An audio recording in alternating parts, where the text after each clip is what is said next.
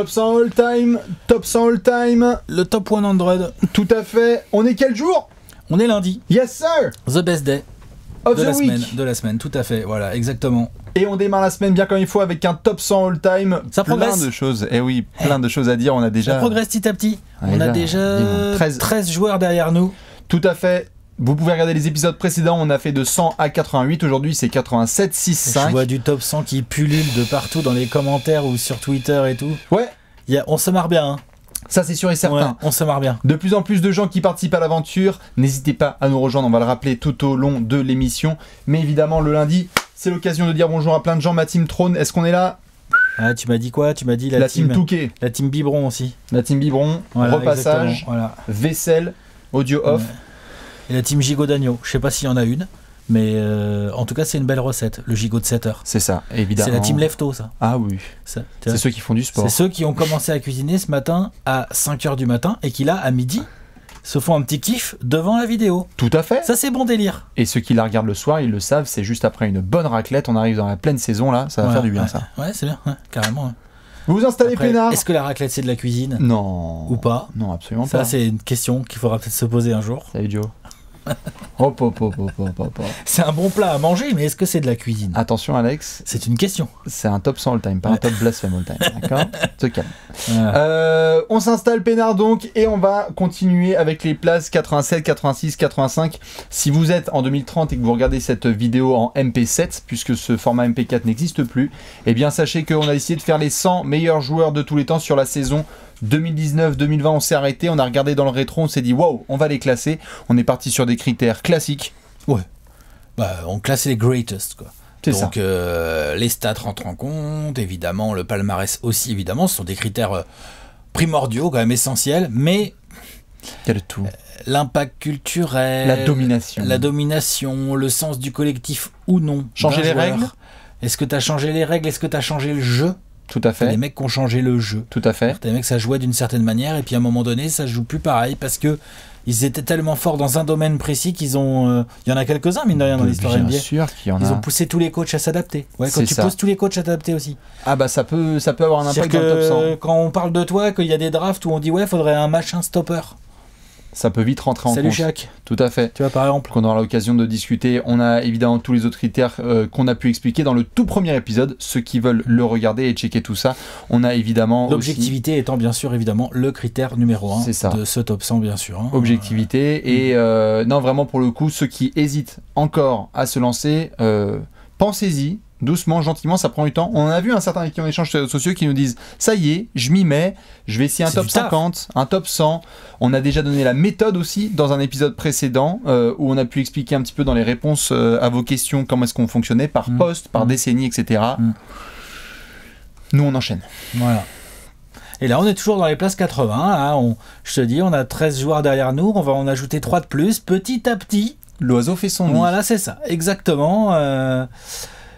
Ça se complexifie. Là, on rentre dans des zones où, je vais le dire honnêtement, j'ai des mecs, je les ai mis à une place, mais ça se trouve demain, je vais refaire mon top 100 et je vais les mettre 10 places plus loin, plus haut, plus machin. C'est ça. Parce qu'en fait, Sachez que le top 100 Alex va changer toutes les il y a semaines. beaucoup de perceptions.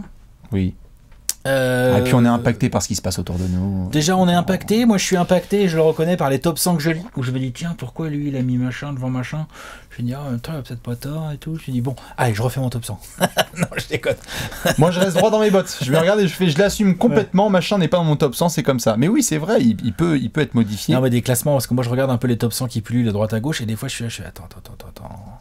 Ça, je suis pas d'accord. Ouais, Il y en a deux, trois je comme suis ça. pas d'accord de 45 places, tu sais. C'est pas genre. Ah non, bien tu sûr, vois. bien sûr.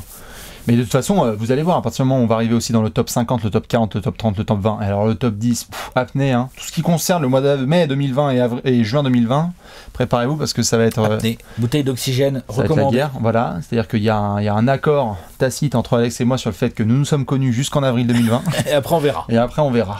On verra Ça comment se dépendra passe. de ce que fait Bastien dans son top 10. Tout à fait. Combien de Et le tien joueurs des aussi. Suns Et le il y a tien aussi. Je fais très attention. Mais évidemment, chaque épisode va commencer avec les questions-réponses. Vous êtes nombreux à chaque fois à nous envoyer plein de questions. On en a sélectionné plusieurs. On va maintenant en discuter. T'es prêt? Vas-y, envoie. On commence tout de suite avec monsieur Antoine Lecomte qui nous pose une question. Salut Antoine. Quel joueur n'ayant jamais joué en NBA aurait pu intégrer votre top 100? Jamais. Ah oui, d'accord. Jamais. Il y a des noms qui viennent. Dejan Bodiroga. Oscar Schmidt. Ouais, Oscar Schmidt, forcément. Nikos Galis. Len Bias. Len Bias, pas de peau. La story. Mais oui. Ça aurait pu rentrer dans le top 100. Ça aurait pu, mais on sait pas vraiment. Alors que les mecs qu'on a cités avant, on a vu qu'ils avaient quand même une... Ouais, des Bodiroga, franchement... André Robertson. André Robertson, tout à fait. N'a jamais joué au basketball en NBA. Pour moi, ça n'existe pas. D'autres légendes, Moustapha Sonko. Moussonko. Le top 100, peut-être Rizaché non plus. Je suis pas sûr de ça. Rigaudot, il a joué. Toto Rigaudot, il a joué. Je regarde un peu dans d'autres équipes. C'est vrai qu'il y a toujours eu cette histoire par rapport à Sergio Llull ou Diamantidis ou d'autres gars comme ça. Et ça n'a pas joué en NBA. Hein. Sergio Llull, Diamantidis. T'as dit Nikos Galis, évidemment. Ouais. Greg Foucault. Attention aussi, il y avait du Krakos. Foucault, c'est vrai qu'il a envoyé du lourd. Moi, vraiment... Oscar Schmidt et Dejan Bodiroga. Ouais. Dejan Bodiroga. Oscar Schmidt, il peut craquer le top 30. Hein. On aime... Regardez bien Doncic, tout le monde regarde Doncic en ce moment. Allez me checker des vidéos de comment jouer Dejan Bodiroga. Il y a du Bodiroga dans Doncic. Oui. Dans le style, on peut. La morphologie, le style, la créativité. Manu. Aussi. Il y a du Manu aussi. Bodiroga, il a impacté du monde. Hein. Manu, il a joué aussi en Europe et quand il regardait Bodiroga jouer, il disait tiens, le lasso, je vais le faire. Allez voir un Dejan Bodiroga, Lamar Odom sur YouTube. La Bodiroga là, que Westbrook nous a faite, là, tu sais, le dribble bizarre. Là. Le lasso. Comme ça, c'est un lasso, ça. Ouais, c'est ça, c'est le lasso. C'est le lasso de Bodiroga. C'est énorme. Tout à fait. Le dribble dans le dos, changement de direction absolument incroyable. Enfin, c'est un joueur que j'adorais, Bodiroga. J'aurais trop kiffé que dans son prime, il vienne jouer en NBA. Malheureusement. J'aurais bien kiffé parce que je pense qu'il aurait sali des mamans.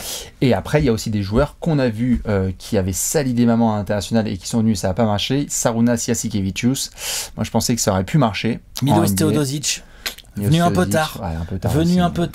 Mais bon. En tout cas, voilà, à peu près. Hein. Je vois pas d'autres gars. Non, je pense après, c'est des mecs, en effet, moi j'ai Len Bias parce que bon, il y a ce côté. Moche quoi. What if Question de Sacha Croy. Question. Est-ce qu'avoir des records imbattables joue sur votre classement?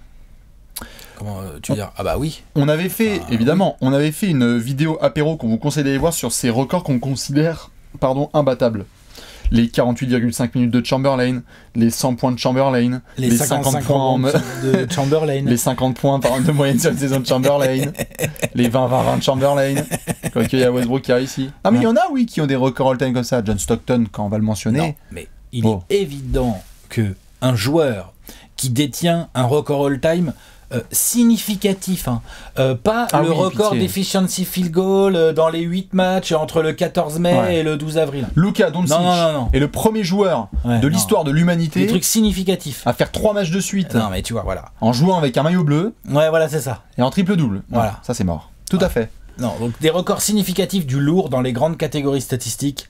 Oui, ça impacte forcément parce que quand tu juges le mec et que tu juges ce qu'on appelle son héritage, ce qu'il va laisser et tout dans les, il y a le palmarès, il y a les lignes de stats et donc dans les lignes de stats il y a les éventuels records. Tout à fait.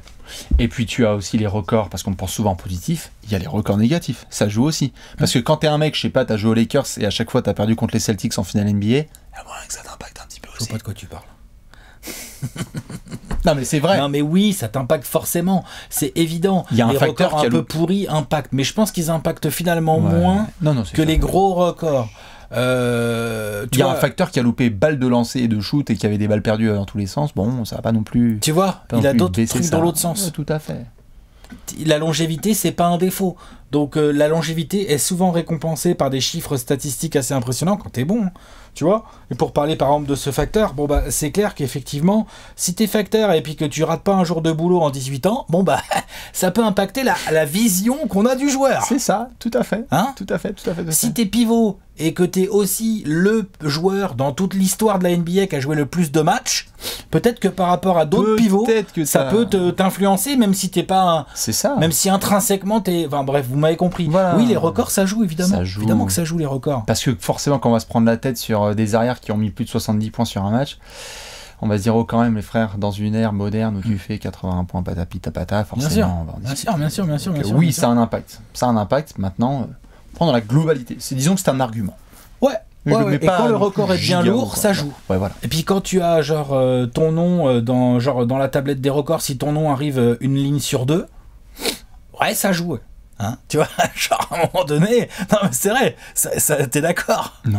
Il y a des gens, voilà, il y a des gens, bon, Il y a des gens, ils noircissent les feuilles. Ils reviennent plus souvent que d'autres dans le bouquin des records, donc C'est forcément ça joue. Il y en a qui vont créer des records aussi, pendant qu'on est en train de parler, donc ça peut être pas mal aussi. Question suivante de JB. Question, est-ce que le fait d'être souvent blessé joue sur le classement? Ben, Ah bah ouais. oui, Déjà tu joues moins de matchs, donc pour le truc qu'on vient de dire avant, les records c'est plus compliqué. déjà, et puis la semaine dernière, si je dis pas de bêtises, t'avais un certain Grand Hill qui était classé. Ah bah Grand Hill, s'il fait une carrière complète et puis que ça atteint mieux son prime, je pense qu'on parle pas de lui de la même manière. T'as qui en place numéro 100? Hein?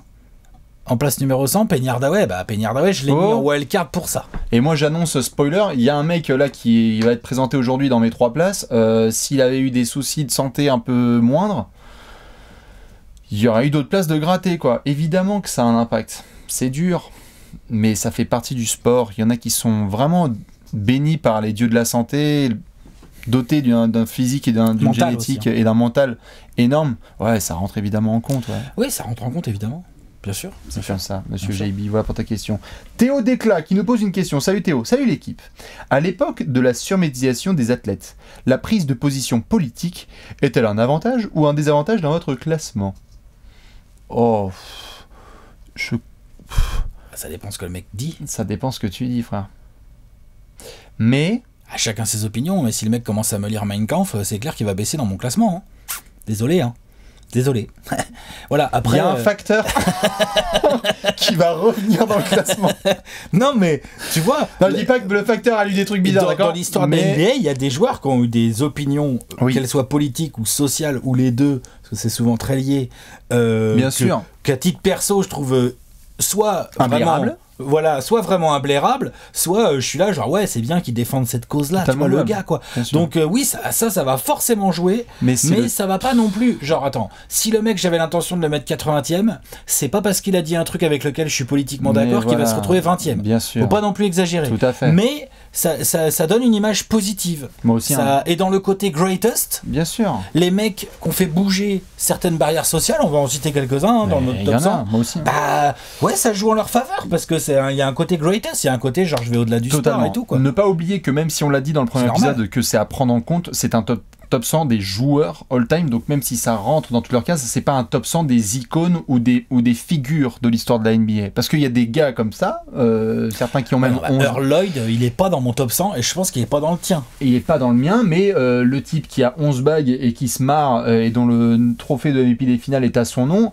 oui, quand on va le mentionner, on sera Ça obligé joue. de parler de ce Ça qu'il a joue. pu faire en dehors des terrains, bien sûr. Il y Mais- a un autre type aussi qui a changé de nom, tout ça.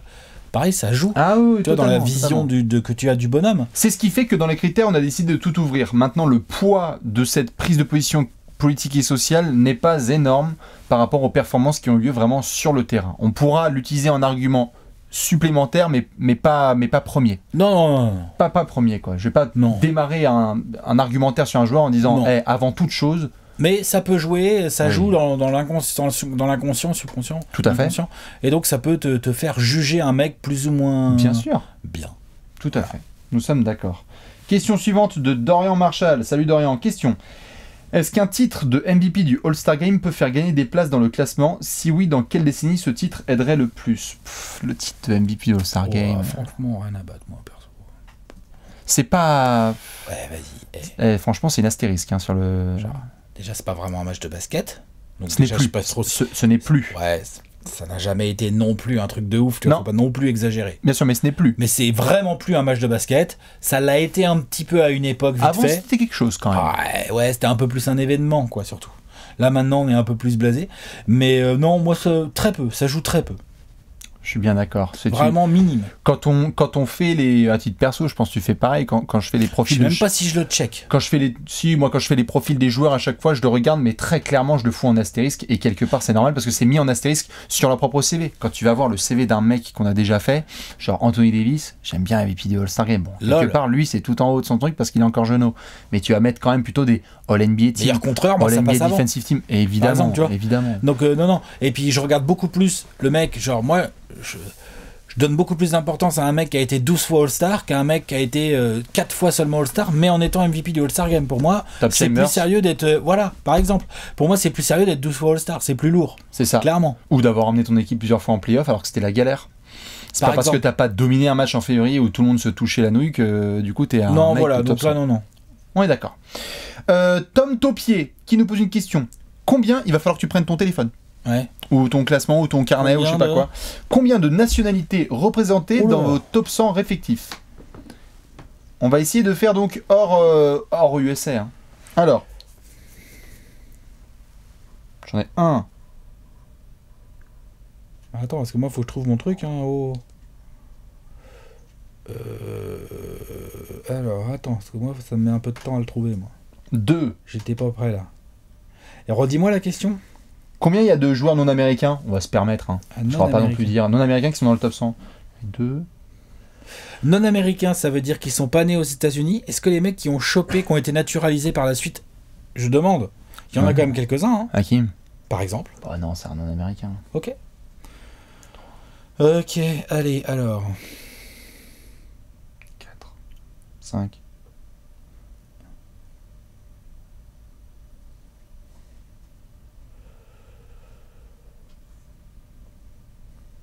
6.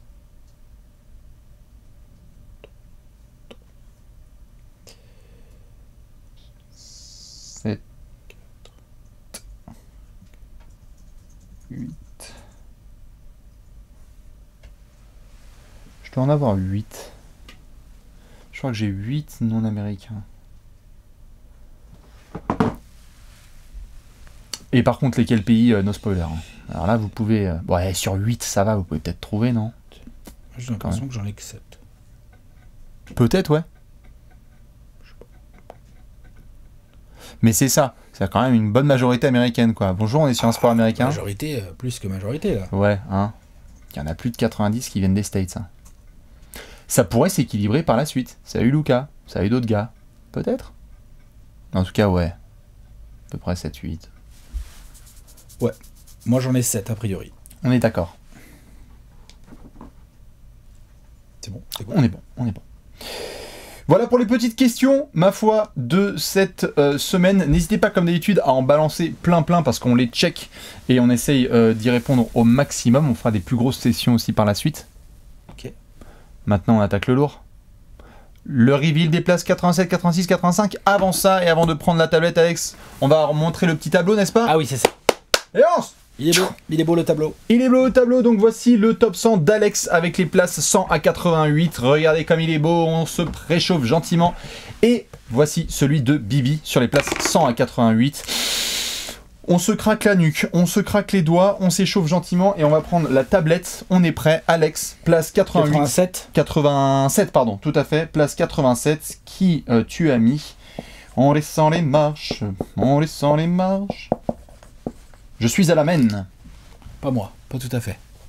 Ding dong, ah oui, pas tout à fait, oui. Ouais. Alex, pour ceux qui font la vaisselle, qui t'a mis? Par contre, on est tous les deux des trois, dis donc. Oui, tu as mis? Ben Wallace, Monsieur Big Ben. J'ai mis Dave Bing, monsieur le maire. Le maire des Pistons. Juste, je prends la parole tout de suite pour vous dire, si vous souhaitez davantage d'informations sur monsieur Dave Bing, pour éviter de faire des redites, dans l'épisode précédent, C'est le précédent? Je crois, je te laisse vérifier à quelle place tu l'as mis. En tout cas, je l'ai déjà mis, en tout cas. Mais Alex nous a expliqué que le maire de Détroit, très bon meneur, qui a fait quand même un sacré bout de carrière. C'est pas le précédent, c'est celui encore avant. Ah oui? Dave Bing chez moi est 92.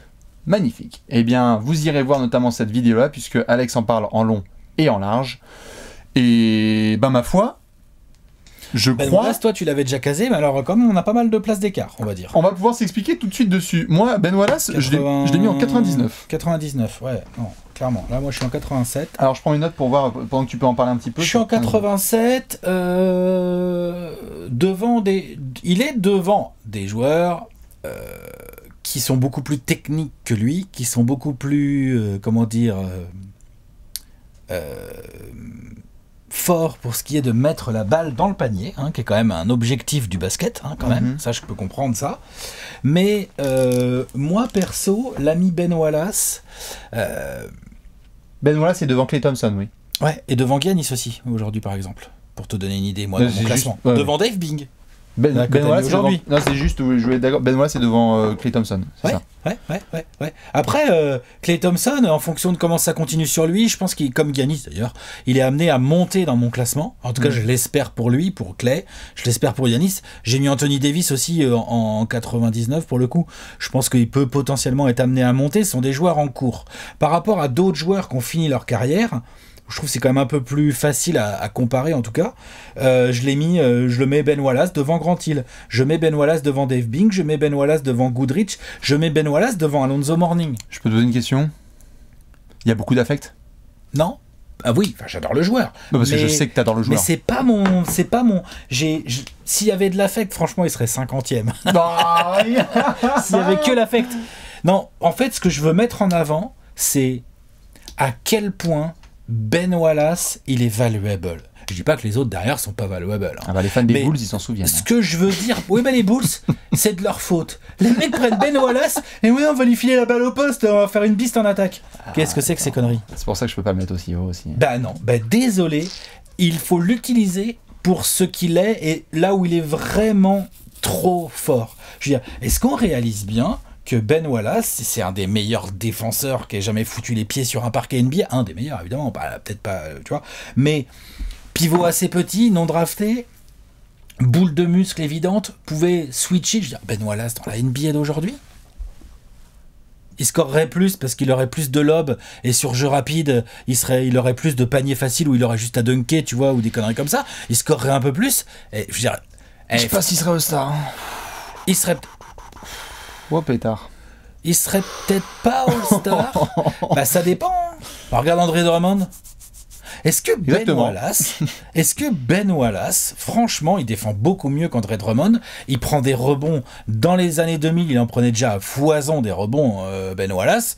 Donc la grosse différence entre un Ben Wallace d'aujourd'hui et un André Drummond, c'est que Ben Wallace défend mais 12 000 fois mieux, et même si Drummond a progressé, et que par contre, il score un peu moins, mais Drummond, techniquement, c'est quoi? Enfin, c'est pas terrible. Donc, on a quand même un mec qui a été 4 fois meilleur défenseur de la ligue. Le seul qui a fait ça, c'est un autre pivot dont on parlera sûrement à un moment donné. Je fais pas de spoiler, on n'en a pas parlé encore tous les deux. Et je trouve que ce genre de joueur ultra défensif, limité offensivement, donc qui arrive à être All-Star 4 fois, alors que quoi, il score quoi, 8 points? C'est-à-dire qu'il est tellement fort que même en scorant 7-8 points, il est All-Star.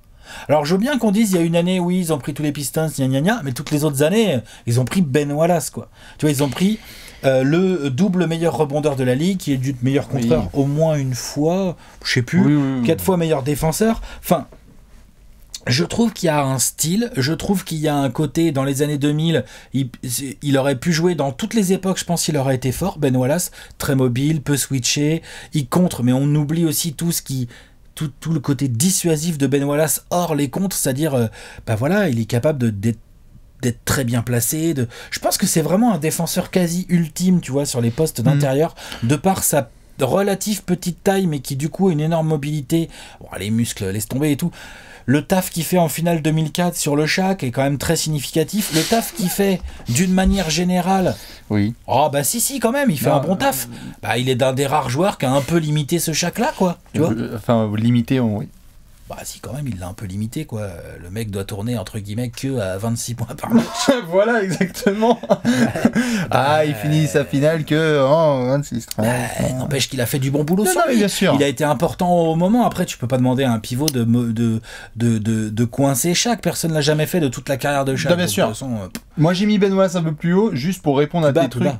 Plus bas dans le classement, donc plus bas donc aux places 99, à la place 99. C'est juste que concernant Ben Wallace, parce que je n'ai pas pu le voir notamment être aussi great et impactant dans d'autres franchises, je me demande à partir de quel moment aussi il a été très bien entouré et le système était mis autour de lui. Ce que je veux dire par là, c'est est-ce que Ben Wallace intrinsèquement est un great? Moi je l'ai mis dans mon top 100, hein, mais j'arrive pas à le mettre devant Klay Thompson, quoi, par exemple. Ça moi, tu vois, ça me... Sans problème.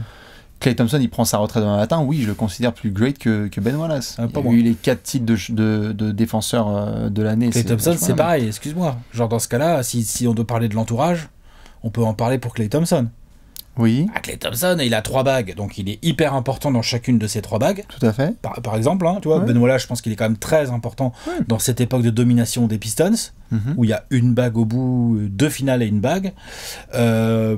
Mais je pense que les deux, ils ont joué avec des partenaires incroyables. Lequel a joué avec les meilleurs partenaires? Je pense que c'est Klay Thompson. Oui. Steph Curry, Kevin Durant. Ça met à Donc 3 on peut- bagues, ce, oui, que je veux dire, ce que forcément. tu viens de dire comme argument, on peut aussi le retourner entre guillemets contre Klay Thompson. Oui, j'ai juste C'est- l'impression d'avoir eu plus de fois où en fait Klay Thompson a sauvé la mise des deux côtés du terrain parce que je trouvais que c'est un joueur un peu plus. Je sais pas, ok. Moi, je pense qu'on J'entends. sous-estime trop le rôle de ce genre de joueur à la Ben Wallace. J'en ai quelques-uns dans mon top 100 que j'ai certainement mis plus haut que beaucoup de gens. Parce que on est trop focalisé sur la qualité offensive des joueurs de basket. Il y a des joueurs. Ben Wallace est le plus frustre de tous les joueurs très défensifs que j'ai rentré dans mon top 100. Parce que c'est pour ça d'ailleurs qu'il. Bah voilà, il est en 87, c'est pas non plus, tu vois. J'ai des joueurs beaucoup plus hauts. Qui n'ont pas des stats offensives du tout très bonnes. Hein. Je fais pas de spoil, mais voilà quoi. On aura l'occasion d'en discuter. Voilà. Mais en tout cas, voilà, c'était pour mettre à l'honneur Ben Wallace. Ça, je suis bien d'accord. Et Ouais. pas le mettre en mode c'est une wildcard. Non, non. Ben Wallace, pour moi, c'est un Oui. top 100 sans problème. On est d'accord là, par contre là-dessus, ceux qui n'ont pas mis Donolas dans votre top 100, oh les frères. Trop fort. Il y a trop d'impact. Trop fort en défense. Nous sommes d'accord. Trop fort au rebond. Trop fort au contre. Je suis Trop d'accord. fort, en Non, fait, et puis trop iconique, donc voilà. En plus, c'est vrai qu'il a un côté impact, genre coupe afro. Je mets des bandeaux qui servent pour la tête sur mes bras. Sur les biceps, oui. Le tour de biceps fait le tour du crâne. Essayez chez vous de faire ça là. Vous faites Voilà. ça, vous regardez, vous faites ça, c'est un Il biceps. a une très belle histoire d'amour avec Stephen Jackson et Ron Artest en plus. Ah bah quitte à être mythique, autant aller jusqu'au bout. Hein Attention au troisième rang. Beaucoup de malice. On est d'accord. C'était la place spéciale Pistons, puisqu'en 87, Alex a donc mis Ben Wallace et j'ai mis Monsieur Dave Bing, dont vous pourrez retrouver toutes les histoires en place numéro chez toi. 92, donc 92. pas la vidéo de la semaine dernière, celle d'avant. Tout à fait. On le voir notamment dans le classement. Voilà, où c'est vrai que j'avais fait un portrait assez détaillé. Assez détaillé, ma foi. On va pouvoir enchaîner avec, ma foi, la place numéro 86.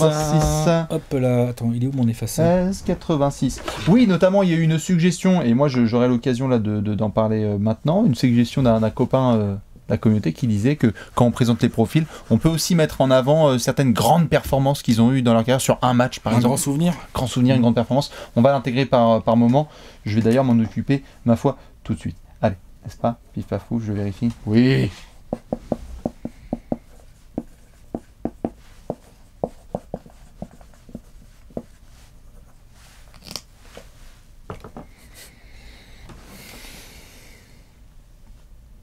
J'arrive tout de suite. Lenny Wilkens en place 86, je t'ai mis Dikembe Mutombo. Ouais, lui par contre je le mets devant Klay Thompson, mais ça y a pas de problème. Est-ce qu'il est tellement plus fort que Ben Wallace Ouais. Bah je demande à voir. Ah ouais, complètement. Ouais. Ah, je suis pas sûr. Ah si. Ouais. Pas tellement en fait. Pas du tout dans la même catégorie. Ah bah si. Ah non. Si pour moi ils sont dans la même catégorie. Non, il y a un vrai écart entre Enfin, les deux. Catégorie. Il y a un vrai écart entre les deux quoi. Oh putain, je pense. Ouais, je suis pas sûr moi. Lenny Wilkens, Bon, t'en as bien parlé là pour le coup, c'était dans la dernière vidéo. tout à fait. Il est en place Il est en 86 chez moi. Et Il chez est en toi, 89 voilà. chez Billy. Pas grand chose à rajouter sur tout ce que tu avais dit. La carrière est vraiment très forte de joueurs de Lenny Wilkens, comme tu l'avais très bien dit. Avec beaucoup de succès All-Star, souvent, des bonnes lignes statistiques et tout, mais pas de titre. Après, il a un côté mythique et très important dans l'histoire de la NBA, parce que Triple of Famer, parce que champion bagué en tant que coach des Sonics. Donc tout ça mis bout à bout fait que bah oui, je l'ai mis à peu près au même endroit que toi. Et oui, Lenny Wilkens est incontestablement dans un top 100 pour moi. Ah oui. Mais j'ai du mal à le monter plus, Non. alors que le joueur était fort. Hein. Ouais, bien Mais j'ai sûr. du mal à le monter plus parce que c'est vrai que finalement c'est un peu sec. Bah tu vois, il a été All-Star du MVP du All-Star Game, tu vois, je l'ai mis dans mes notes. Donc ce qui est plutôt assez mauvais signe, ça veut dire qu'il n'y avait pas tant de trucs que ça dans son palmarès. Ah, si ton À palmarès noter. c'est trop fort en février, c'est Il a limité. été Ouais. 9 fois All-Star, une fois meilleur passeur. Point faible trop fort. Ouais. Le petit meneur rapide, costaud, un peu slasher, tout ça, très très bon. Hein. Ah, Mais non. bon voilà, non, ça dépasse pas, c'est bien. En place 86, il est bien. Dikembe. Dikembe Mutombo, ou comme j'aime le rappeler, monsieur Dikembe Mutombo, Mpolondo, Mukamba, Jean-Jacques Mutombo. Très bien. Pour avoir le nom complet. Oui, juste pas du tout dans la même classe que Ben Wallace. Je pense que je vais pouvoir le détailler en long et en large. 18 saisons NBA, Hall of Famer incontestable. Deuxième meilleur contreur de tous les temps. Derrière Hakeem Olajuwon, qui est passé donc par Denver, Atlanta, Philly, les Nets, les Knicks, les Rockets. Je le refais juste. Denver, équipe qui gagne. Atlanta, équipe qui gagne. Philly, équipe qui gagne. Nets, équipe qui gagne. Knicks, c'était un peu plus compliqué. Houston, équipe qui gagne. Nets, il pèse plus Mutombo. Mais c'est vrai, ça gagne, mais il pèse plus. Tout à fait, mais quand Mutombo est là, ces équipes sont fortes, sont bonnes. Alors on peut dire c'est du nose, ou on peut dire aussi, putain, le mec, que ce soit en Denver, en début de carrière... Elles sont fortes jusqu'en finale de conf, quoi. Mais oui, tout à fait, mais je veux dire par là, quand tu es Denver, allez regarder Denver avant l'arrivée de Mutombo, qui est une des équipes les plus faibles défensivement de toute la ligue. Quand il débarque, il change toute l'identité des Nuggets. Ils vont... Et d'ailleurs, monsieur est All-Star en saison rookie. Oh non, mais je Mutombo, crois c'est un que client, Ben hein. Wallace, non, je sais plus ce qu'il avait fait en saison rookie. Enfin bref. Ben Wallace, en saison rookie, devait être remplaçant. Je quoi. crois qu'il était sur le banc des boulettes. Il est undrafted. Oui, oui, Mais bien Mutombo, sûr, c'est un top 5 de draft, non? Ouais, tout à fait. Non Ouais. Non, mais attends, ça compte. Ah bah C'est bien un sûr. top 5 de draft. Souvent, tu les fais jouer. Ou Oui, moi, tout tu à les fait. essayes. Donc tu as été très non très bon draftés, aussi en NCAA, à Georgetown. Tant que Ben Wallace, j'aimerais bien... Enfin bref. Ma foi, il a donc été 8 fois All-Star, dont sa saison rookie. Il y a évidemment la série de playoffs. C'est 93 contre les... 94. 94, le premier tour. Avec un record de contre sur une série en 5 matchs seulement. Ils sont menés 2-0. Denver revient et gagne 3-2. Sean Kemp en a fait des cauchemars pendant toute son existence parce que Mutombo a le ballon. Une des photos les plus mythiques de l'histoire de la NBA, Mutombo au sol avec la balle qui vient de réaliser l'upset. Ils sont 8e. Ils vont taper les Sonics premier. Les plus beaux de upsets l'Ouest. de l'histoire. De l'histoire de la NBA. Avec Mutombo au centre de ça. Quand il commence à demander un contrat de 10 ans, il a demandé un contrat de 10 ans à Denver. C'était pas très très chaud, donc du coup il a signé à Atlanta. Atlanta va continuer à être défenseur de l'année, des saisons à 50 victoires. Les Hawks qui vont être bon. Je crois d'ailleurs il y a Lenny Wilkins qui doit être dans le coin. Ou peut-être pas. Coach Peut-être pas, c'est Fratello peut-être qui est coach à ce moment-là. Je sais pas. 4 fois défenseur d'année, lui. 4 fois défenseur de l'année, oui. Quand on est transféré du coup à Philadelphie, défenseur de l'année et les Sixers vont en finale. C'est la finale d'Allen Iverson. Alors, Mutombo va se faire rouler dessus, hein. Comme Ben Wallace, parce qu'à l'époque, le Shaq il est un peu dominant. Ah, c'est pire, je pense.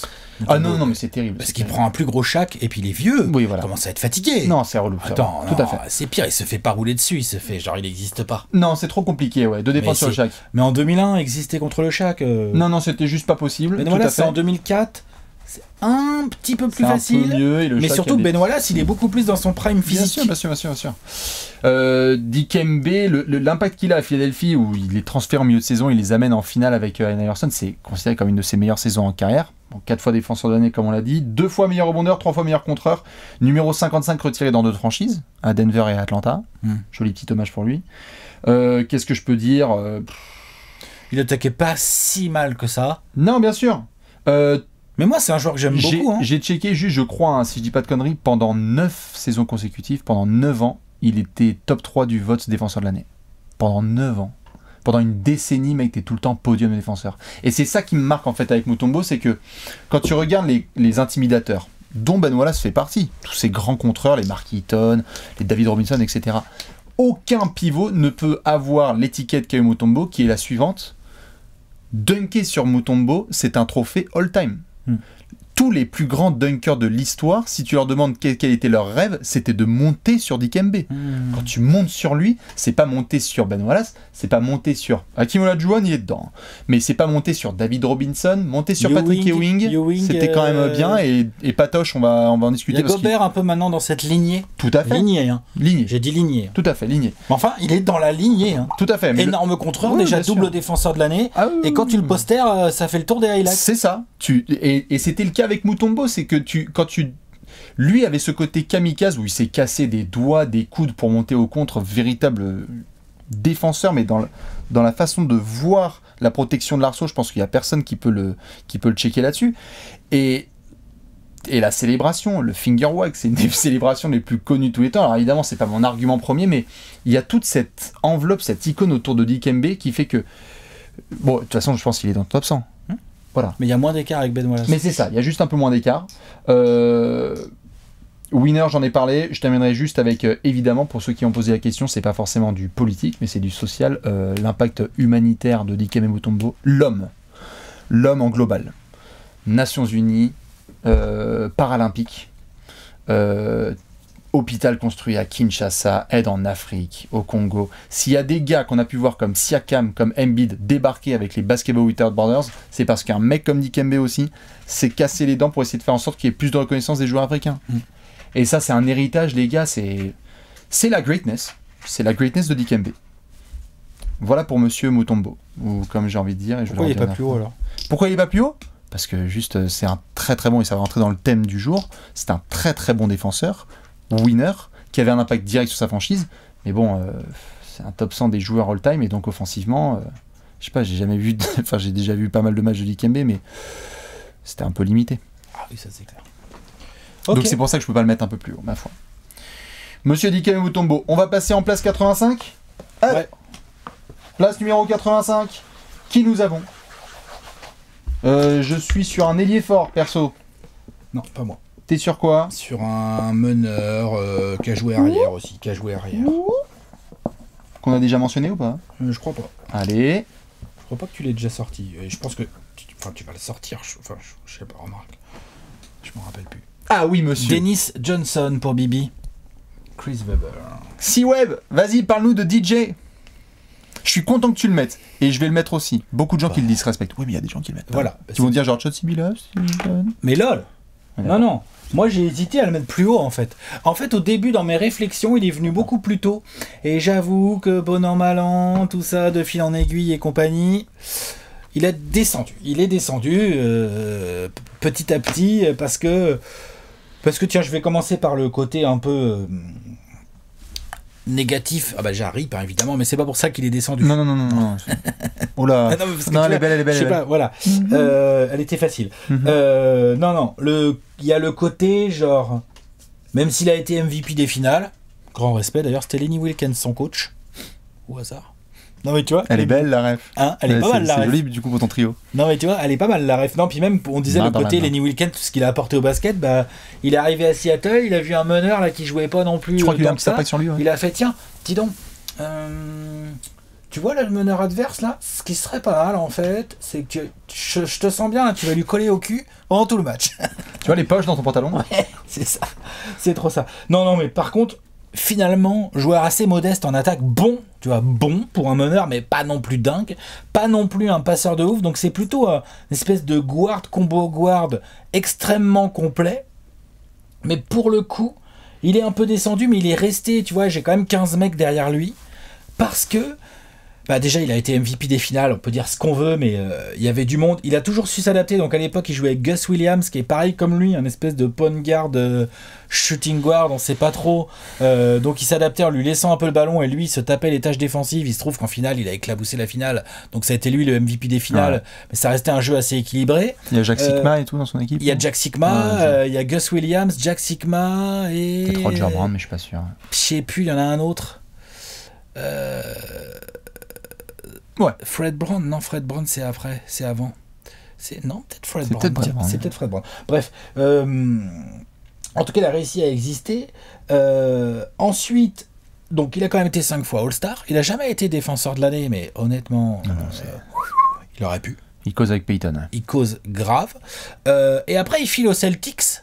Et là, mine de rien, déjà, bah, il a 2 autres bagues avec les Celtics. Donc vous allez me dire, oui, mais Larry Bird, Kevin McHale, Paris. Bah, le putain de meneur titulaire, c'est Dennis Johnson. Hein. Ouais. Et j'aime bien Danny Ainge, mais quand il y a un gros meneur en face, je préfère mettre quand même Dennis Johnson dessus. C'était pas, tout à fait, c'était pas façon Mario Chalmers. Non. D'ailleurs, Larry Bird, là, j'ai relevé une petite citation là que j'avais mise dans un article que j'avais fait.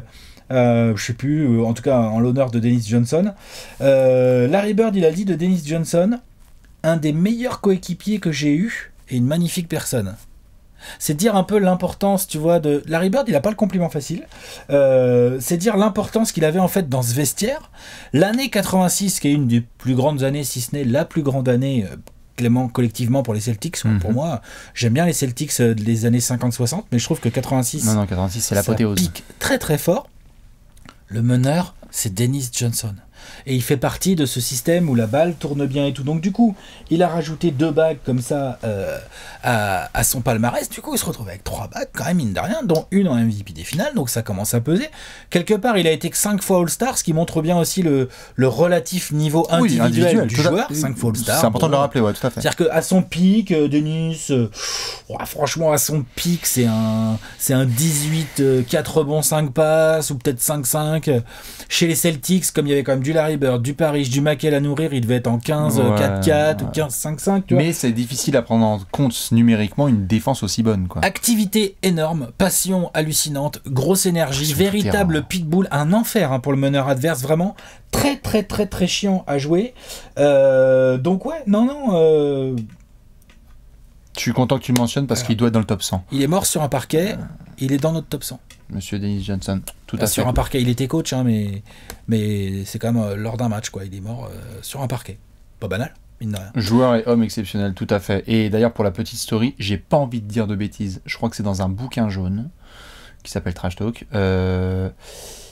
Il est MVP des finales et je crois que la saison d'avant, Seattle perd la finale. Contre les mêmes adversaires, contre les Bullets. Et que je crois le Game 7, il a 0 sur 14 au tir. C'est possible ça. Et donc du coup, il revient la saison précédente. Non mais je veux dire, ça c'est un cauchemar.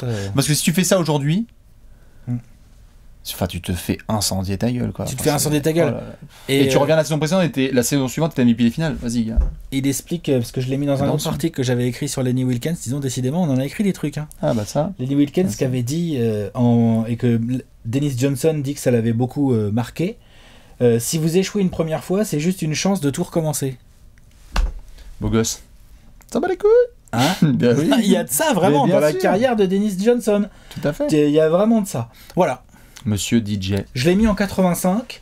Et oui, je le mets devant Klay Thompson. Oui, aujourd'hui, pour l'instant, Giannis est derrière, même si ça durera peut-être pas longtemps. Non, tu vois, genre oui, je le mets devant Dave Bing et tout machin. Donc toi, tu fais dans la loose en 85. Moi, je fais dans la loose. En place 85, je place Monsieur Chris Webber. Excellente intro, tout à fait. Puisque je vais mettre Chris Webber. Alors, les fans des Kings. Oh là là, nom de Dieu! Les fans des Kings qui voulaient le mettre dans leur top 50, non, malheureusement, Chris Webber n'est pas un top 50. Mais les fans des Kings, mais il est top 10, le mec. Il est top 10, c'est le meilleur ailier fort de l'histoire. C-Web, Dirk, Duncan, Vitef. Ouais. Duncan, il était quand même moins athlétique. Non, c'est clair. Et Barclay, poche arrière. Barclay est trop petit. Tout à fait. Chris Webber, dont je dois parler évidemment car il a sa place, oui, sûr et certain dans le top 100. Au moment où on tourne, monsieur n'a pas sa place dans le Hall of Fame. Pour moi, on y va. Il n'y est pas, Chris Webber, dans le Hall of Fame? Non, à chaque fois, il se fait bouler par des gens dont je ne citerai pas le nom. C'est dommage. Faudrait peut-être y aller. Ça me rend dingue. Non, il n'est pas Hall of Famer, Chris Webber, honnêtement, je le dis. C'est un Hall of Famer. C'est un scandale. C'est un Hall of Famer qui va le devenir. Il va probablement rejoindre monsieur Ben Wallace. Là, il y a des QV à venir, là, il n'y a pas de place, mec. Mais peut-être qu'il va rejoindre Ben Wallace. Il va falloir introniser la même année Kevin Garnett, Kobe et Duncan. Je pense pas que Chris Webber va les coiffer au poteau. C'est ça. Et l'année suivante, il y a des mecs. Pierce, c'est ça, tu vois, qui vont se pointer. Donc, non. Moi, je te dis, c'est des mecs qui peuvent rester sur le carreau parce qu'on a filé des places à des gens. Enfin, bon, bref. Ouais, non. Allez. Chris Webber, on y croit. Tu vas pouvoir. Ben Wallace non plus, pareil. Oui, mais Ben Wallace, ça arrive là. T'inquiète là. En avril. C'est quoi? Hop, je te le garantis. Hop, là en avril, il va être intronisé, enfin annoncé en intronisé de Hall of Fame 2020. Allez, c'est cadeau. Monsieur. Si Webb il le sera aussi, je le pense, même si ce sera ric-rac peut-être pour certains. Chris Webber, il est dans mon top 100 all-time. 5 fois All-Star, 5 fois All-NBA, rookie de l'année. Il avait été drafté, ma foi, par Orlando. Vous en avez parlé dans une DMNL ou pas? Ouais. Il est drafté en 1. Tout à fait, en 93. Par le Magic en 93 et tout de suite échangé. C'est ça. Donc nous sommes pendant environ un quart d'heure, on a eu une raquette Chris Webber, Shaquille O'Neal. Et puis finalement non. N'empêche que attends, mais c'est ça, t'es en what if, c'est n'importe quoi. Mais je m'en fous des meneurs qu'il y aurait eu. J'adore Penny, mais s'il y avait eu C-Web et Shaq, ça peut être très relou. Beaucoup de choses auraient pu changer. Ça peut être très très très relou. Tout à fait. Il n'empêche que C-Web, pareil dans l'impact qu'il a, il arrive à Golden State, rookie de l'année, et ça gagne. Ça retourne en playoff. C'est bien Golden State. Ça va en playoff. Et puis après, on va direction Washington, puisque ça ne s'est pas très très bien passé avec Don Nelson. Non. Entre C-Web et Don Nelson. Direction Washington. Washington, Don Nelson, il est arrivé, il lui a vu venir. T'es pivot, toi? Parce que chez moi, tu peux être que pivot. Tu vas jouer 2. Tu vas catch and shoot. Non, mais parce que C-Web, il voulait vraiment jouer lié fort et c'était vraiment un sujet de discorde. Ça a été un gros sujet de discorde, tout à fait, entre les deux hommes. Washington, ça allait bien. Évidemment, le pic, il est à Sacramento, où il va faire partie de ce best show on court, best show on earth. Champion NBA en 2002. Alors, attention parce qu'il y en a qui claquent des dents là, chez les Kings. Comment ça? Ben, quand on refait l'histoire, C-Webb aurait pu être le leader d'une équipe championne en 2002 s'il n'y a pas de scandale. S'il n'y a pas de scandale avec des vraies preuves d'arbitres qui ont trafiqué des matchs de playoff, Chris Webber pourrait être un champion NBA. C'est pas la même. Hein. Avec des Kings, c'est pas du tout la même place dans ce classement. C'est pas du tout la même place dans ce classement. Pas du tout le même délire. C'est terrible. Il faut se rendre compte que Chris Webber, du coup, il a même pas vu une finale NBA de sa carrière. Une finale NBA, il a pas vu. Pas été MVP. J'imagine, c'est pour ça que tu le mets entre guillemets que en 85 par rapport au talent du mec. Alors, il y a de tout. Vas-y, raconte, parce que talent... Le talent... Intrinsèquement, je veux dire. Attends, juste, avant toute chose, perso, Bibi, moi je me suis mis au basket à la fin des années 90. Porté le numéro 4. J'ai porté le numéro 4 parce que c'était C-Webb. Voilà. Parce qu'on peut pas porter le 21, en fait, quand tu joues en France. Pareil. Donc il fallait prendre le 4. C'était C-Webb. La polyvalence, le talent. Les premiers vrais intérieurs qui en contre-attaque font des behind the back et qui montent au dunk et qui font des célébrations, c'est C-Webb. J'adore ce qu'on voit, ce qu'on a vu par la suite. Et évidemment, Charles Barkley aussi en a fait. Mais C-Webb, il y avait un côté New Generation Matrix qui était incroyable pour un intérieur. Touché, jeu de passe, parfait pour les Kings, où il était entouré de joueurs, là, Vlad Divac, Jason Williams, puis ensuite Mike Bibby, Doug Christie, P.A. Stojakovic. C'était juste parfait. Donc le scandale de 2002, moi, il me reste en travers de la gorge parce que je me dis, il aurait pu gratter 30 places de plus, en fait, C-Webb. 50 les fans des Kings ont coupé la vidéo. Ils sont en feu total. Ils ont coupé la vidéo. Mais je suis obligé de garder ce que tu as mentionné en préambule dès que tu as vu le nom sur la plaquette, éternel loser, Chris Webber. Parce que quand il rejoint, par exemple, les Pistons au milieu des années 2000, les Pistons, ils vont quasiment tout le temps au final NBA ou en finale de conférence. Ça marche pas parce qu'il va se faire rouler dessus par LeBron en 2007. Quand il rejoint les Sixers, j'ai été le voir moi à Philadelphie pour un match. Quand c'est une fin de match serrée, tout le monde dans le public disait ne donnez pas la balle à Chris Webber parce qu'il y a ce côté choker. Il y a des finales, ces demi-finales de conférence avec les Kings face à Kevin Garnett en 2004 qui est incroyable, où il se fait retourner par KG. Il y a une enveloppe autour de Chris Webber, mauvais endroit, mauvais moment, malchanceux. Et ça, malheureusement, oui, ça a un impact. Ça a un impact sur le top 100. Aussi. Et le mental. Peut-être un peu juste au niveau mental. Je suis désolé de dire ça, mais c'est vrai, vraiment, je le sens. Bien sûr. Dans mon fort intérieur, je le sens. Ça aurait été un incroyable il lieutenant. Réfléchissait un peu trop, peut-être, je sais pas, par moment. La polyvalence incarnée, numéro 4, retiré évidemment à Sacramento, choke sur choke, parce qu'on parle de NBA, mais aussi de NCAA, donc Michigan. Comptez vos tambours avant d'en prendre. Parce que ça, c'est dur. Mais donc, c'est un des rares joueurs où, lui, pour le coup, quand je pense à sa carrière NBA, je ne peux pas m'empêcher de penser aussi à l'impact culturel qu'il a eu avec le Fab Five à Michigan. C'est-à-dire, C-Webb, c'est le meilleur joueur d'une équipe qui a révolutionné culturellement la NCAA et le basket. On porte des shorts longs, on porte des chaussettes noires, on fait des célébrations dans tous les sens. Ferme ta bouche, des gros posters en dansant dans tous les sens. C'est un des emblèmes pour moi avec le Shaq de la NBA hip-hop des 90s. Ouais, et puis il y a ce côté aussi, on oublie album trop de souvent rap, aussi, genre, C-Webb, quand il arrive en NBA, c'est déjà un bonhomme, quoi. D'ailleurs, je sais plus, c'est dans le documentaire, je crois que c'est dans le docu Dream Team 92, une connerie comme ça. Je sais plus quel est le joueur qui témoigne de joueurs de la Dream Team à l'époque. Je sais plus quel est le joueur qui témoigne. C'est Leitner. Je me demande si c'est pas... Non, c'est pas Leitner. Je me demande si c'est pas Magic ou... Non, c'est un gros. Pour expliquer, pour parler de ce fameux match qu'ils ont perdu, le scrimmage. Et donc, il y a un mec avant qui dit... C'est peut-être Chris Mullin qui dit voilà, ça a mis en évidence des problèmes qu'on a. Déjà, ces problèmes face aux meneurs rapides, parce que Magic, les meneurs rapides... Parce que Bobby Hurley nous mettait la sauce. Et là, ouais, c'est peut-être Mullin qui dit et il y a ce gars là, C-Webb, putain, mais c'était déjà un monstre en fait. En fait, on est en 92.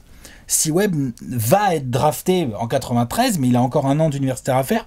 Et c'est vrai que le peu d'images que tu as de cette espèce de scrimmage, c'est clair que tu reconnais le C-Webb et tu fais oh là là là. C'est vraiment Chris Mullin qui face cam, je me souviens, fait genre Chris Webber was dominating, mais genre avec un D majuscule parce qu'il se balade et que la Dream Team voulait s'échauffer en France contre une équipe universitaire. Voilà. Et que C-Webb c'était juste le trompe. C'était pas en France. Hein. C'était Mais- pas. Non, ah ouais, c'était pas en France, c'était aux États-Unis. Ah oui, c'était Mais en on s'en France. fout. Mais oui, Avant tout à d'aller à fait. Monté. Mais oui, c'est le fameux scrimmage dont il y a soi-disant pas d'image et qu'ils ont Annulation perdu et du blablabla, score. annulation du score, les journalistes qui rentrent qui n'ont pas compris ce qui s'était Qu'est-ce passé, qui s'est passé, je sais blablabla. Où Chuck Daly était trop content, il disait c'est nickel et tout, parfait. La Bon, moi, stratégie, je demande elle pas passe. un seul temps mort hein, pendant le tournoi, c'est pas la peine. Vous allez m'écouter, bande de. Voilà. Je suis allé voir Michael, je vais dire t'as vu comment on est mauvais. Oh, Bref. putain. Non mais voilà, je suis allé voir Barclay Malone, comment vous êtes fait défoncer par un Par mec qui est même Chris pas en NBA Webber. encore. Ouais, bien sûr, bien sûr, bien sûr. Voilà. Mais non, voilà, donc ça, Chris Webber, ouais, clairement, moi j'adore. Et énorme évidemment, joueur. pour terminer, on en parlait là dans la question, les blessures. Hein. Est-ce que tu crois que ça a un impact sur le top 100 avec Chris Webber? Allez compter le nombre de matchs, le nombre de saisons à 82 matchs. Hein. Ouais, et Trop puis tendu. il y a un peu de finish par moment, comme tu dis là. Moi, la demi-finale contre Kevin Garnett, là, ça fait mal, ça. Trop compliqué. Parce que intrinsèquement parlant, purement parlant, est-ce que Chris Webber est vraiment tellement moins fort que Kevin Garnett? Mais c'est pour ça que quand on lui posait la question là sur Open Court, il disait en premier, allez demander à Dirk, allez demander à KG, allez demander à Duncan, on n'a pas le même palmarès, mais allez leur demander si j'étais vraiment pas en C'est train ça, de hein. causer avec eux. Sauf qu'en demi-finale de conf, Garnett, il l'explose, quoi. Il le déboîte, quoi. Et au mental, à l'envie, à la méchanceté. Ouais. Je me permets de revenir sur ta phrase, il était quand même un cran en dessous. Hein. Qui ça? Par rapport à KG, Un Dirk poil. et Duncan. Ouais. Pas... Mais Il était un poil. c'est un poil, quoi. Il était en dessous. Ouais. Je sais pas, à la passe, il les bouffe tous, quoi. Tu vois, athlétiquement, il est loin d'être... Il est bien au-dessus de Dirk et Duncan, athlétiquement, largement, quoi. Il y a que KG qui rivalise. Athlétiquement, Weber, par rapport à Dirk, j'aime bien... À Dirk, évidemment, mais même Duncan, il est Non, pas au c'est- niveau de Weber. Non, Tu vois? Non, mais clairement, il y a ce truc mental et de blessure, d'être là dans les grands rendez-vous qui fait que, du coup, il baisse dans les classements. c'est ça, on est bien d'accord. Rappelle-nous du coup tes joueurs aux places 87, 86, 85, on montrera Ben le grand Wallace. tableau après. Oui, Ben Wallace en 87, 86, Lenny Wilkens et 85, Dennis Johnson. 87 pour Bibi, monsieur Dave Bing, 86, monsieur Dikembe Mutombo et place 85, monsieur Chris Webber. Ouh, on va pouvoir se poser, prendre un thé et discuter. Est-ce que tu es prêt? Vous le savez, pour chaque épisode du Top 100 All Time, nous avons un petit sujet de discussion, ma foi, où nous rentrons dans les coulisses de ce classement. Les grandes questions qui nous empêchent de dormir et nous font regarder les étoiles et nous dire comment jauger les scoreurs par rapport à ceux qui scorent moins. C'est le thème de cet épisode du Top 100 All Time. L'intitulé est le suivant: le scoring est-il le critère premier à checker dans les stats? Que faire des croqueurs par rapport à ceux qui scorent moins, mais rendent les autres meilleurs? Je te tends la perche, tu en parlais tout à l'heure. Un joueur comme Ben Wallace. Je viens de parler d'un joueur comme Dikembe Mutombo. On a vu plein de joueurs dans l'histoire de la NBA qui ont été très très bons au scoring, mais qui étaient surtout bons à ça, et pas trop pour rendre leur coéquipier meilleur ou rendre leur équipe meilleure.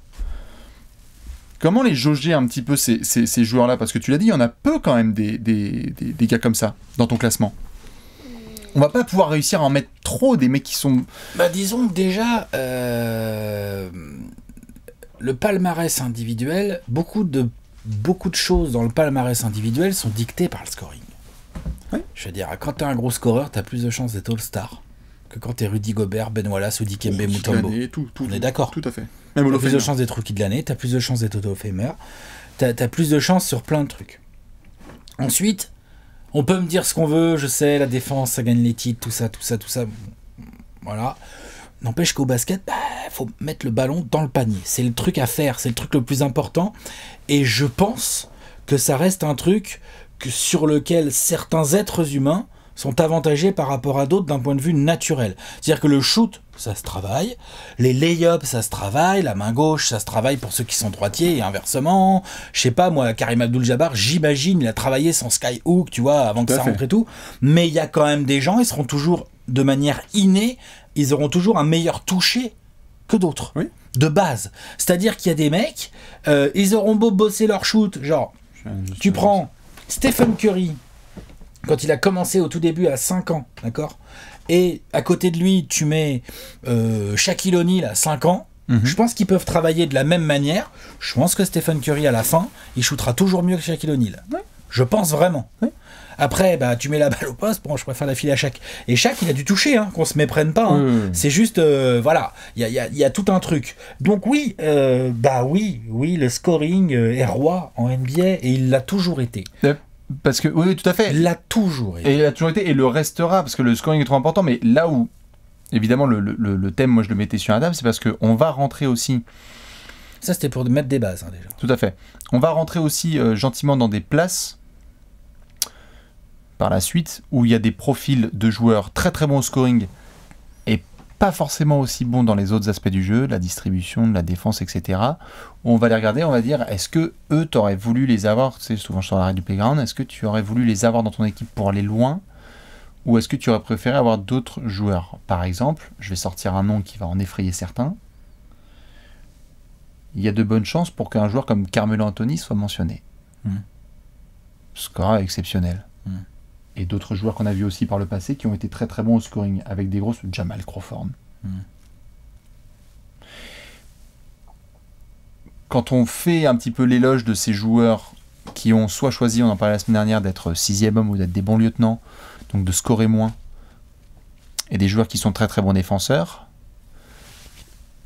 c'est naturel de vouloir mettre les meilleurs scoreurs au-dessus, mais est-ce que c'est pas une erreur en fait? Parce que, ok, le basket en soi, il faut que tu mettes plus de points que l'autre, mais si t'en mets plein d'un côté, mais que t'en prends plein de l'autre côté, et que t'es un poids pour ta défense, on peut pas juste prendre les joueurs intrinsèquement avec leur fiche touquée. Tout est une question de où tu mets le curseur. Oui, c'est-à-dire que il y a des joueurs qui sont des bons scoreurs et qui sont un peu un poids pour leur défense de l'autre côté et qui du coup ont du mal à faire une vraie bonne carrière. Il y a des joueurs qui sont des tellement bons scoreurs que même s'ils sont un poids pour leur défense, les coachs ils s'en accommodent et ils se démerdent. Parce que le mec est trop fort en attaque.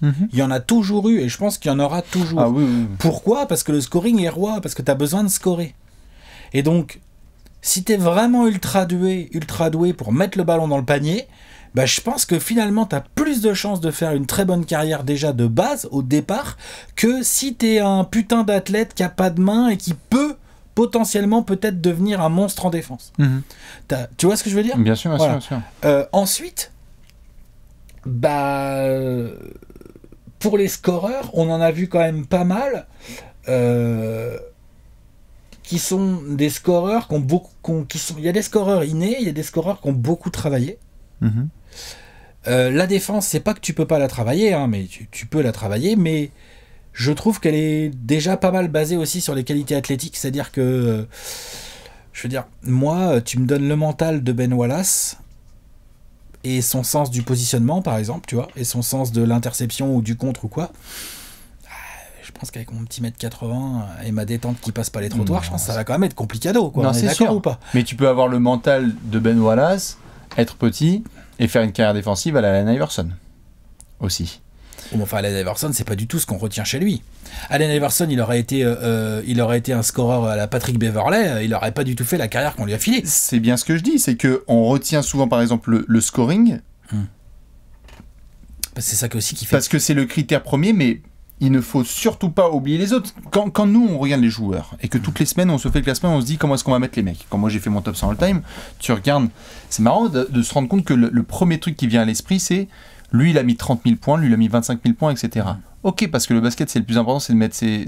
Oui, puis parce qu'on est dans des sphères de stats aussi qui sont très élevées. Oui, mais, tu vois, on va arriver dans des cas, ce sera plus en avril et en juin, mais on va arriver dans des cas où c'est un peu la poule ou l'œuf. À Utah, où tu as par exemple un Karl Malone par rapport à un John Stockton, où il y en a un qui a été très scoreur, l'autre qui a été très distributeur. Ce sont deux qualités très différentes, et pourtant, il y a des débats, que ce soit à Salt Lake City, à Utah ou dans la région, où tu demandes quel était intrinsèquement le meilleur des deux joueurs. Parce qu'il y en a un qui s'est un peu mis en retrait, qui savait comment gérer une équipe, et qui a fait 15 000 passes décisives, dont un paquet pour le Karl Malone, qui a été après le deuxième meilleur score de tous les temps, en attendant qu'il y ait l'autre fou là, de Los Angeles qui arrive dans son rétro. Mais on se base peut-être trop sur ce scoring, alors qu'il y a tellement de compartiments dans le jeu qui sont fondamentaux pour gagner. Oui, c'est vrai. Après, le scoring, il faut le mettre ça évolue tout le temps aussi, le scoring. Plus vite que la défense. Ce que je veux dire par là, c'est que là, aujourd'hui, on fait un top 100, d'accord. En plus, j'ai vu la question passer sur YouTube, je sais plus, peut-être dans cette vidéo, dans la dernière ou la vidéo d'avant, où il y avait quelqu'un qui nous demandait, genre, est-ce que le fait de mettre 20 000 ou 25 000 points en carrière, c'est décisif pour vous dans le top 100 ? Bah 25 000, je te cache pas que je commence à regarder très fort parce que c'est pas un club si gros. 20 000, bon, 20 000 points en carrière, ça assure pas le top 100. 25 000 points en carrière, je me demande dans le top des mecs, enfin dans le classement des scoreurs, les mecs qui ont mis au moins 25 000 points en carrière, je pense que franchement, ils doivent pas loin d'être tous dans mon top 100. Je me permets de checker. Vas-y. Mais j'ai l'impression. Ils y sont tous. Ce que je veux dire... Je te le dis, enfin en tout cas dans le mien, ils sont tous. Par contre, 20 000, c'est plus compliqué. Et voilà. Donc ce que je veux dire par là, c'est que c'est plus relatif. Tu m'aurais posé cette question-là il y a 15 ans. Peut-être que les mecs à 20 000 avaient plus de chances d'être dans le classement. Aujourd'hui, vu comment le scoring évolue, les barres vont monter. Alors qu'en défense, on voit bien que les records tiennent beaucoup plus longtemps. C'est-à-dire que les énormes défenseurs aussi sont plus rares que les énormes scoreurs. Donc, quelque part, c'est aussi logique que proportionnellement, t'en aies moins. Quelque part, hein, je trouve. Parce que finalement, les défenseurs suffisamment énormes pour qu'on réalise complètement leur impact, à la Mutombo ou à la Ben Wallace qu'on a cité aujourd'hui, qui sont des attaquants franchement modestes, hein, non, pas déconner. Ils mettront 20 000 points, ils seraient encore en train de jouer. Parce qu'après, il y a d'autres énormes défenseurs. Tu as cité Iverson, mais je pense que j'ai d'autres mecs en tête qui vont être même encore plus hauts qu'Iverson, qui sont des défenseurs de grands malades, mais qui sont aussi des attaquants hallucinants. C'est quand t'as les deux, par contre, là, stop. Là, tu vois, genre, voilà, tout à l'heure, tu as cité Hakim, là, quand on parlait des mecs et tout ça. Enfin, je veux dire, tu vois, à un moment donné, défenseur exceptionnel, mais alors quel attaquant. Enfin, tu vois, donc à un moment donné, quand t'as le package, t'as le package. Donc, ouais, non, le scoring, quand même. Il impacte. Bah, il impacte évidemment, mais tu vois, par exemple, excuse-moi, il y a deux joueurs là, je me permets un mini spoiler. Un seul. J'ai sous les yeux les joueurs qui ont mis minimum 20 000 points en carrière. Minimum 20 000. Je n'en ai que 2 dans ce club de 48 personnes qui ne sont pas dans mon top 100. Anton Jamison. Non, je l'ai pas. Et Tom Chambers. Oui, non, je l'ai pas, faut pas exagérer. Non, mais. Et pourtant, ils ont 20 000 wimp. Ils ont 20 000 wimp. Les autres, après, je suis quasi sûr qu'ils y sont tous dans le top 100, mais ils ont mis 20 000 points quoi, en carrière. C'est beaucoup, hein. C'est énorme. C'est énorme. Il y a des mecs qui sont probablement dans le top 100 où je regarde et je me dis, bah. Ouais. S'il y a moyen que Monsieur Tima qui soit mentionné, ou Chris Mullin, ou d'autres. Non, mais il y a scoring et scoring. Il y a les mecs qui arrivent à évoluer, il y a les mecs qui scorent super bien pendant 5-6 ans, puis après quand le physique baisse, ils n'existent plus. C'est ça. Il y en a plein la NBA, il y en a plein l'histoire. Il y a des mecs qui arrivent à, même quand le physique commence à baisser, bah tu te rends compte qu'en fait le mec, il score un peu moins, mais il reste encore très sérieux. Quoi. C'est important que tu mentionnes ça parce que il y a aussi dans le scoring ces deux aspects. Il y a pas que la quantité, parce que souvent on regarde le chiffre total, et on se dit bon voilà, mais il y a l'efficacité et la manière. C'est-à-dire que quand tu as un bagage offensif absolument incroyable, ça rentre en compte. Évidemment. Il y a des mecs, on va arriver, on va dire, on n'a jamais vu tel joueur au poste être capable de faire autant de choses. Et t'as des mecs qui évoluent dans leur défense, mais c'est plus compliqué. Tu vois, la Tim Duncan, qui même quand il avait plus de genoux, restait un défenseur hallucinant, quoi. Mais bon, c'est vrai quand il mettait des comptes, c'était des comptes sans sauter. Et c'était par rapport à son début de carrière où il était quand même capable. Tu vois, non, mais finalement, c'est beaucoup plus dur aussi quoi d'évoluer dans ta défense. Tu peux rester un patron, un pilier, mais après la NBA est telle athlétiquement que bien sûr. Quand tu peux plus suivre le rythme, quand tu peux plus trop sauter, déjà sous les cercles ça devient compliqué. Les déplacements latéraux, si tu joues sur les extérieurs, ça se complique aussi. Enfin, donc je sais pas si c'est bien ou pas bien, mais en tout cas, je pense que... Je pense qu'on est beaucoup impacté par l'efficacité quand même. Ouais, on est beaucoup impacté par la qualité d'un joueur en attaque. L'efficacité et l'impact. L'efficacité à voir, parce qu'il y a des mecs, moi, que j'ai mis assez haut, ils n'ont pas des pourcentages si dingues que ça. Non, mais ça aura un impact sur tes arguments. C'est-à-dire qu'il y a des mecs, plus tu vas les trouver propres, putain, même moi joue. aussi, non, on va être les premiers à dire oh, il a mis 30 000 points en étant à plus de 50% en réussite au tir. Je sais pas de qui tu parles. Ça a un côté dominant. Ou d'autres. Non, mais tout à fait. Non, mais ou même des meneurs canadiens où en fait ils ont pas forcément mis 20 000 points, mais où ils étaient super efficaces. Tu te dis, bon, son scoring n'était pas dominant, mais par contre, quand lui il shootait, c'était d'un scoreur dominant. On a aussi moins de stats pour mesurer la défense. Non, mais. On a moins de stats pour mesurer la défense. Les défenseurs extérieurs, d'ailleurs, c'est pour ça qu'ils se font niquer depuis l'existence du trophée de défenseur de l'année, parce que c'est beaucoup plus dur à juger. Donc, tu as quand même beaucoup plus souvent du pivot, rim protector qui est récompensé.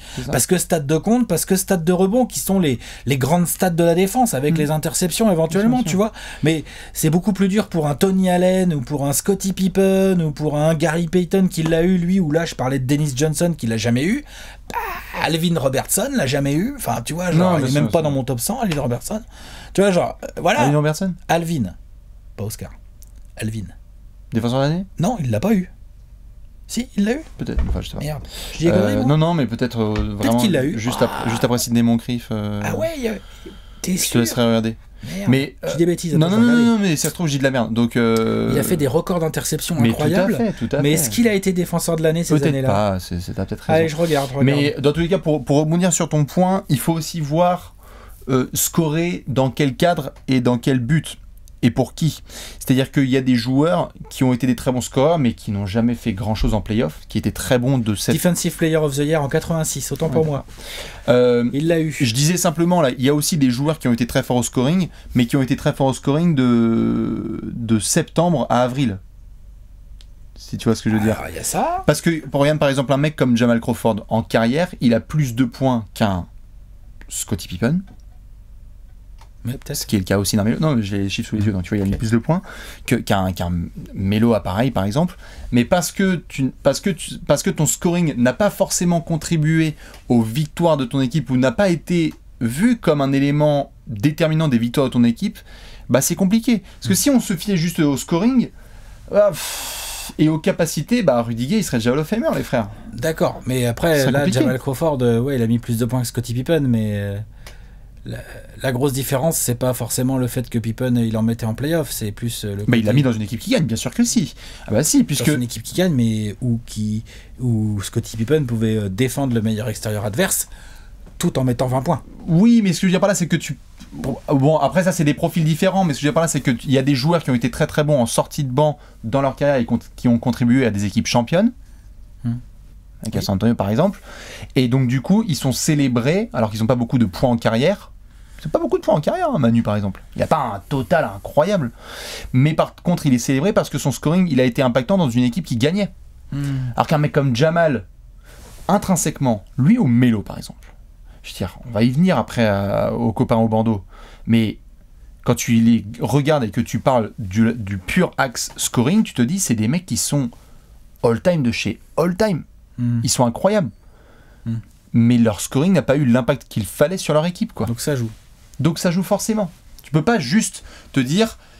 Vous pouvez pas en fait regarder en soi le top 100 des meilleurs scoreurs de l'histoire et ce sont des sûrs et certains... Non, mais ça je suis d'accord. gros Mais moi crack. j'étais plus sur ta question de départ qui était de jusqu'à quel point le scoring est plus important que la défense quelque part. C'était un peu ça. Oui. Comment on valorise les mecs qui étaient pas forcément doués en attaque ou qui auraient pu être des scoreurs tout à fait honnêtes, mais qui ont fait des choix Bien sûr. de carrière pour se mettre au service de l'équipe. Ce dont on parlait, les lieutenants la semaine Voilà. dernière, tout à fait. Ouais, ou lieutenant, enfin tu vois, j'ai un exemple en tête, donc je vais pas le citer, mais de mec qui se met au service de l'équipe et qui dit moi je vais c'est un verre de terre. J'ai juste ça, ouais, ouais, je voilà. l'ai en tête. Je vais juste défendre, je vais juste défendre, je vais défendre, je vais prendre des tous les rebonds. rebonds du match et je vais me battre et tout, alors que de ses mains, il n'était pas forcément. Je veux dire, là, on vient de faire Ben Wallace et Dikembe Mutombo. Mutombo, il y a des saisons, il doit être à 14-15 points. Ouais, ça. C'est son pic et franchement. Non, enfin, c'est 16 son max. Ouais, 16, mais tu vois, genre. Tu vois jouer Mutombo, tu l'imagines pas à 25 points par match. Tu vois jouer Ben Wallace, tu l'imagines pas à 25 points par match. Ben Wallace, Dikembe Mutombo, il a 18 saisons, il a 11 000 points. Donc, voilà, donc non seulement il recevait pas les ballons, mais à un moment donné, si tu reçois pas les ballons, c'est qu'il y a une raison. Tu vois. Et qu'il y a une raison. Surtout dans ces années-là où il fallait scorer sur des garçons un peu différents, quoi. C'était compliqué. Mais donc, la défense est difficile et, à mon avis, à mon sens, plus difficile à valoriser que l'attaque. L'attaque, on a plus de stats. L'attaque, ça se voit plus. L'attaque, ça reste le truc que tout le monde essaye de faire en premier. Quand t'es gamin, que tu commences à jouer au basket, t'essayes de mettre le ballon dans le panier. T'essayes pas de maintenir un joueur tout terrain. Si t'as 8 ans ou 12 ans et que ton coach vient te voir, il va te faire ouais Bastien, toi je te sens bien, tu vas mettre des comptes, tu vas prendre l'air bon, tu vas faire ouais coach vas-y. Mais c'est ce que j'ai fait. Par contre en attaque j'ai pas de filer la balle. Tu vois genre. Mais c'est ce que j'ai fait. Ouais, bah vas-y c'est comme ça qu'on a remporté le tournoi des écoles. D'accord. Non mais sur ce sujet, tu vois, il y a un type. Je suis d'accord, mais il y a un type, tu vois, que j'aimerais bien avoir là sur le pouf. Là avec nous, c'est Rudy Gobert, tu vois, par exemple. Ah bah ouais. Parce que quand il y a eu toutes ces histoires autour de All-Star, non All-Star, reconnaissance, non reconnaissance, c'est un mec qui se défonce pour son équipe et sa défense, mais parce qu'il n'a pas, c'était hyper intéressant. Si Rudy Gobert mettait 20 points par match, il serait All-Star. Au moins 2 ou 3 fois déjà. Tu es d'accord? Tout à fait. Voilà. Bon bah, c'est tout. Hein? C'est comme ça. Et c'est ce qui, du coup, enfonce aussi la légende de types comme Ben Wallace ou Dikembe Mutombo qui ont été 8 fois All-Star en ayant pourtant des productions offensives giga limitées. À giga limité. C'est ce qui prouve aussi leur greatness, quoi. Bien sûr. Et de l'impact sur leur team et tout. Et même celle de Rudy. Hein. Rudy, moi j'y crois, il va finir All-Star un jour. Et il est déjà 2 fois défenseur de l'année. Tu vois, il est complètement dans la lignée de ces mecs, en fait. Ou Rudy, là, il tourne à quoi en ce moment? 15 points, 14 points, 15 points par match. 16, tu vois, on n'imagine pas Rudy à 25 22, points par match. Quoi. 22, J'y crois pas 13, trop. non, Quoi. non, c'est sûr. Et Vavan, il se pose dans le pouf, il le chambre, il dit ouais, s'il rentre un jour un step back à 3 points, tu vois, genre, on n'y croit pas. Tu vois ce que je veux dire? Non, mais c'est Rudy. cool, et c'est drôle, c'est une punchline, quoi. Bien sûr. Non, je suis d'accord. Faudra juste surveiller là, sur les prochains gars. Vous allez voir là, dans la descente de ce top 100. Je vous rassure, moi j'ai du gros défenseur quand même. Oui, bien sûr. Mais c'est pour ça que j'allais te poser la question pour finir. Entre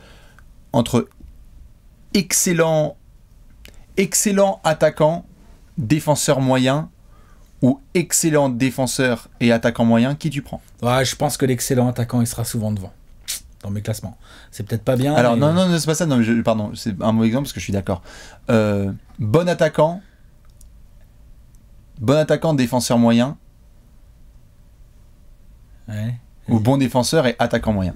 Donc, tu vois, éviter ce radiant un petit peu de un très très grand attaquant prend le dessus. Je sais pas, je pense que ni l'un ni l'autre, là, c'est trop faible. Ils sont sur le banc dans mon top 100. Non, mais quand t'es au terrain, tu vois, par exemple, et que tu vas prendre des coéquipiers, et que tu vois un mec qui est vraiment bon dans le collectif et défensivement. Ce que t'as dans ton équipe. Ouais, T'as beaucoup de joueurs qui ont aussi. T'as aussi des joueurs qui ont fait des carrières comme ça, bien sûr. en se spécialisant en fonction. Il y a des mecs qui sont spécialisés dans de la défense aussi parce que c'était un moyen de faire le trou. Tony Allen, par exemple, des Grizzlies de son l'époque. maillot retiré, alors qu'offensivement. Je veux dire, le mec a des mains, genre c'est même pas des mains, c'est des pieds, quoi. Non, mais c'est vrai, franchement, t'es d'accord? C'est des pieds André dans les boîtes. Robertson, hein. Et dans les boîtes à chaussures encore, ils sont les pieds. Non, mais attends, il est comme Robertson, vraiment, là-dessus. André Robertson. Ah, on est d'accord. Il est pareil. Tony Allen, je l'aime bien, il a un bout de shoot. Waouh, dis donc, t'es vachement sympa. Hein. Genre, Steve Kerr, il a quand même pas hésité à mettre Bogut dessus et dire ouais, bah, s'il shoot, tant pis. S'il shoot, bah tant pis.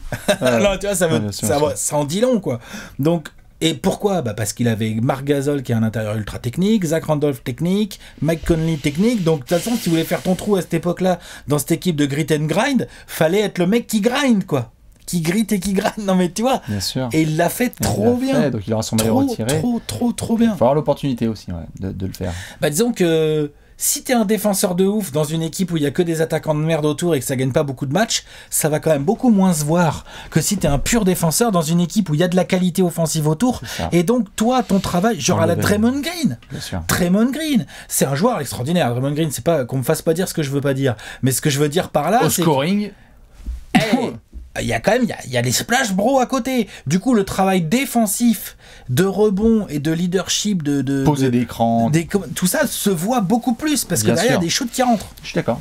Donc ça voilà, les défenseurs pâtissent de ça, alors qu'un attaquant peut crever l'écran un peu tout seul, même dans la défaite. À la Devin Booker avec les Suns jusqu'à ces dernières années, ou des gars comme ça où on dit waouh, le talent du mec incroyable, alors que le mec gagne pas un match. C'est ça. Donc moralité, faites gaffe. Quand vous faites votre top 20, votre top 30, votre top 50 ou même votre top 100 all-time pour ceux qui participent à l'aventure, prenez tout en compte. Pas forcément le classement des meilleurs scoreurs, et donc du coup, ça veut dire que ce sont des joueurs all-time, parce qu'il faut tout prendre en compte. Je suis d'accord. Nous sommes à peu près d'accord. Du coup, pour ponctuer ce magnifique débat, nous allons vous montrer le gros tableau. Le voici, le gros tableau, avec donc le top 100 d'Alex, le voici, et notamment les places 87, 86 et 85. 16 joueurs de placés. Donc ça fait à peu près quoi bah oui, 16%. Je suis bête. C'est ça. Et du coup, je vous montre tout de suite mon tableau à Bibi. Avec les places 87, 86 et 85. Voilà du coup pour ces deux petits top 100. On descend. On est sur le tire-fesse. D'habitude ça monte, mais là ça descend gentiment. Dites-nous surtout qui vous avez à ces places 87, 86, 85. N'hésitez pas à balancer plein de questions comme d'hab dans les commentaires. On vous souhaite une magnifique petite semaine. On se retrouve lundi prochain pour les places 84, 83 et 82. Il y a un bout d'indice ou il n'y a pas de bout d'indice là qui va tomber, Alex, en faisant le clap-clap de fin? Il y a un bout d'indice? Quelle équipe? Hawks.